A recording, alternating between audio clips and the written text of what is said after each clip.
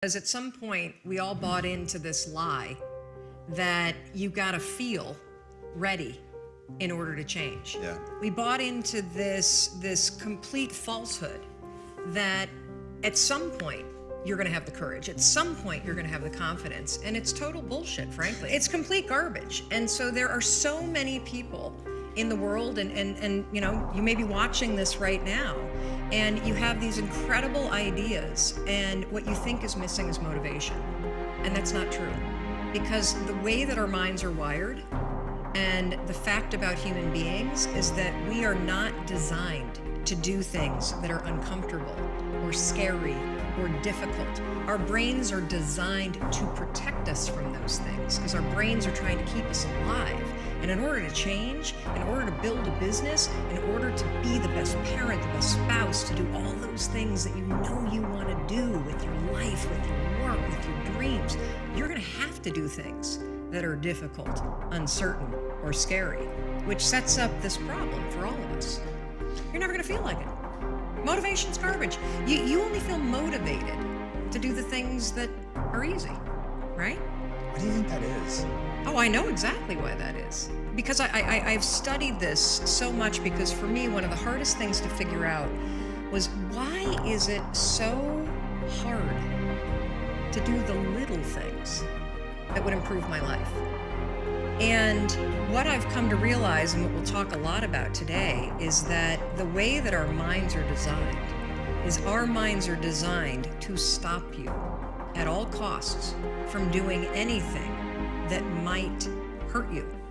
And the way that this all happens is it all starts with something super subtle that none of us ever catch. And that is with this habit that all of us have that nobody's talking about. We all have a habit of hesitating. We have an idea, you're sitting in a meeting, you have this incredible idea, and instead of just, saying it, you stop and you hesitate. Now, what none of us realize is that when you hesitate, just that moment, that micro moment, that small hesitation, it sends a stress signal to your brain. It wakes your brain up, and your brain all of a sudden goes, oh, wait a minute, why is he hesitating? He didn't hesitate when he put on his killer spiky sneakers. He didn't hesitate with the really cool track pants. He didn't hesitate with the NASA t-shirt. Now he's hesitating to talk, something must be up. So then your brain goes to work to protect you. It has a million different ways to protect you. One of them is called the spotlight effect. It's a known phenomenon where your brain magnifies risk. Why? To pull you away from something that it perceives to be a problem. And so you can truly trace every single problem or complaint in your life to silence and hesitation. Those are decisions. And what I do, and what's changed my life, is waking up and realizing that motivation's garbage. I'm never going to feel like doing the things that are tough or difficult or uncertain or scary or new. So I need to stop waiting until I feel like it. And number two, I am one decision away from a totally different marriage, a totally different life, a totally different job, a totally different income, a totally different relationship with my kids.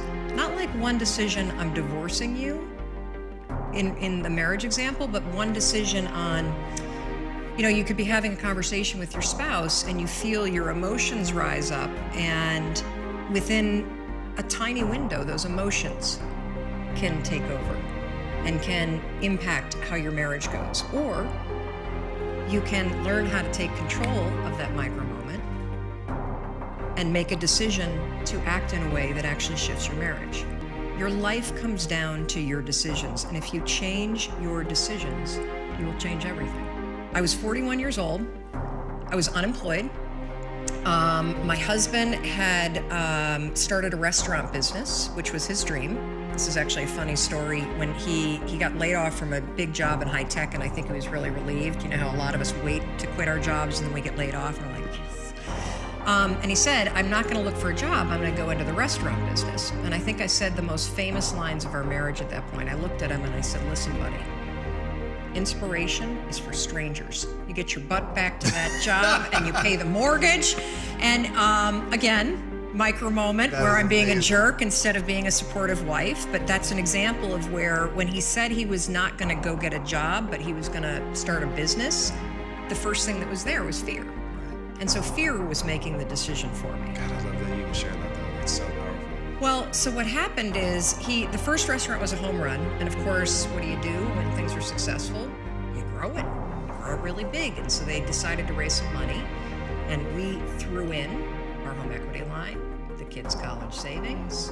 They tried to open a second and a third, and at the same point, a grocery store chain encouraged them to go into wholesale. So it basically got way too big, way too fast, and the wheels started to come off. And they came off so badly that the second restaurant failed, and they held on to it for too long, like a lot of us do. It's another trick our brains play on us called sunk costs. When you throw a ton of time and a ton of money at something, it's really hard to let go of it. And if you haven't done it in business, we all have a relationship in our past, stayed way too long. That was a trick your brain played on you. So by the time that they closed the second restaurant, it was an $800,000 loss. I mean, that meant our entire home equity line gone. Right. It meant kids' college. I get just choked up just thinking about how terrifying it was. And so I found myself at the age of 41, like, just feeling like a complete failure. And so did Chris. And to make it worse, not only had we lost all of our savings, but so many friends and family members had invested. And so there was this real tension between the truth of what was happening and what you had to do in public, because it was public business. Shame, failure, embarrassment, and the liens started to hit the house.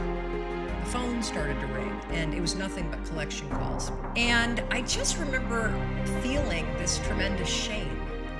And at some point, I think we all hit that moment in life where things just are not going how you thought they would go. And what's amazing about those moments is we all respond very differently. So as Chris would be gone, the alarm would go off at 6 o'clock in the morning, and I would lie there. And I would think about the lien on the house, and I would think about the bankruptcy that we were facing. And I would think about how much we had fought the night before. And I would think about the fact that I was unemployed. And I would hit the snooze button. Why would you get up when your life is like that? Why would you? I mean, I needed confidence. I needed courage. I was so tapped out. And you know, in the scheme of life, hitting the snooze button is not that big of a deal. But here's the thing about life. None of us wake up and say, today is the day I destroy my life. What we do is we kind of check out because it feels overwhelming. Or we check out because we're afraid.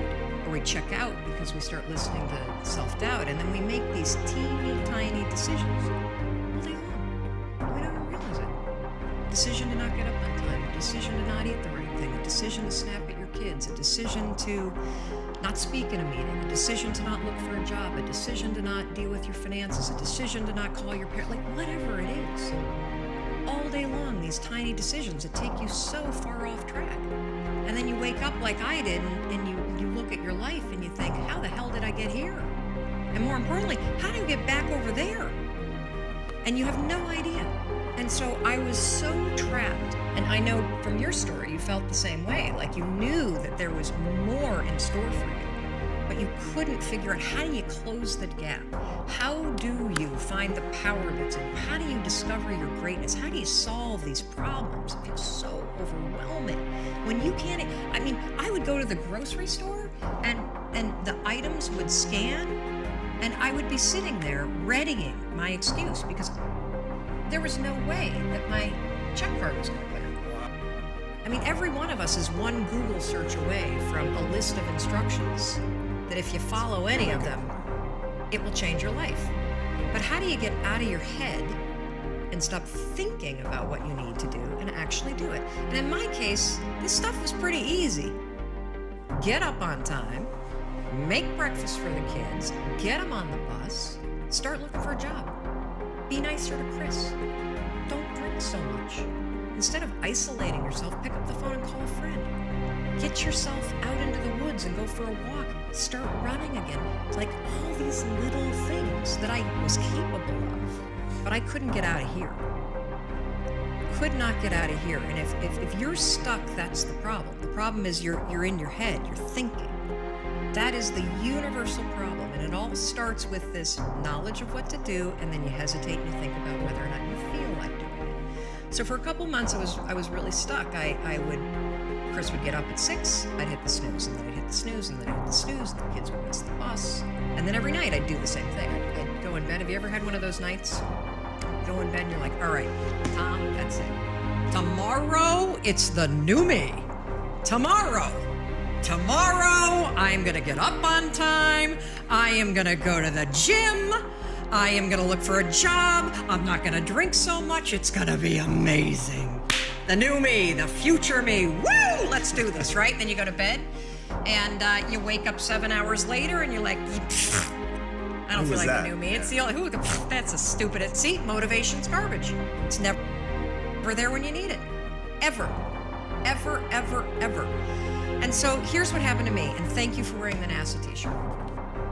Everything comes down to the decisions that you make. We all know what to do. None of us know how to make ourselves do it. So I started researching it. Why does something so stupid work? Why? Why does something so silly create such powerful and profound change? Well, here's why. The rule is a form of metacognition.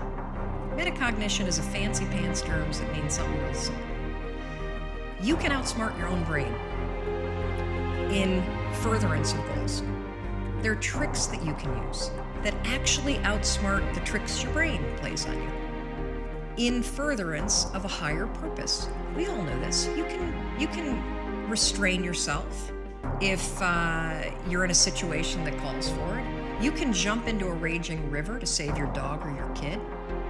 You can direct yourself in ways if it's important to you. And so the rule, what it does is it does something really remarkable. When you count backwards, 5, 4, 3, 2, 1, what you're actually doing is you're interrupting what researchers call habit loops that get encoded as closed loop patterns in your basal ganglia. That's the part of the brain where your feelings, where your emotions, every habit that you have, which is nothing more than behavior that you repeat that you don't even think about. I've heard it referred to as a gearbox. Yeah. To shift your attention. Yes. And so when you go 5, 4, 3, 2, 1, it interrupts what's going on here that's spinning without you thinking, and it moves and awakens your prefrontal cortex. So when you hit 1, your habit has been interrupted. So you've interrupted self-doubt. You've interrupted maybe snapping at your kids. You've interrupted the desire to grab for a drink. You've interrupted procrastination. You've also, by counting backwards, done an action. It's awakened your prefrontal cortex. That is the part of the brain that you need that's awake when you're changing behavior, when you're learning new things. When you hit 1, it's also a prompt. So in the language of research, you'll hear people odd. And that's the beauty of who you are. And instead of trying to make yourself perfect in every area, it's so much easier when you accept the things that you're terrible at, or that are your weaknesses, or that are the things about your wiring. Look, if I were diabetic, I would take insulin. I happen to be somebody that's wired for anxiety. No big deal. So figure out how to, instead of fighting those things, actually trick it. Because the truth is that you're never gonna feel ready to make these changes. You're never gonna feel like doing them, but you can always make a decision. That's always in your control. Staying with somebody that treats you like garbage is a decision. It is. Staying at a job that you hate is a decision. Staying in the body that you are not proud of is a decision. Is it going to be easy? No, it's not going to be easy to change. It's simple. Do a Google search and then use the 5-second rule. Change comes down to 5-second decisions. And this is why the 5-second rule is important for everybody to know. It's your job to push yourself.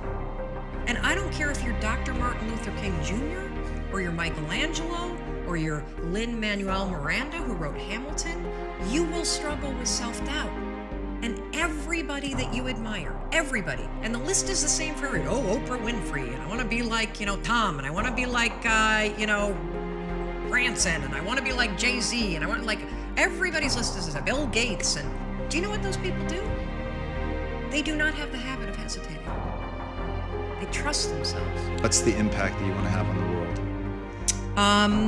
I want The impact that I want to have is I want to teach people how to discover the power that's inside of them, to live fully in the open and share themselves, who they are, who they're not. Like, there's so much fear that we live with. I want to teach people how to live with more courage, because courage is nothing more than the ability to do things that are uncertain. In today's world, where you have the internet, you can literally learn, launch, do anything. Anything. The only thing that's truly stopping you are the limiting patterns that you think, the self-doubt, the fear, the habits that you have. And you can break them. You can break them 5 seconds at a time. And so the impact that I want to have is I want to teach people a simple way to discover the power that's locked inside them, and then to unleash it and go out and live the life they've always dreamt of.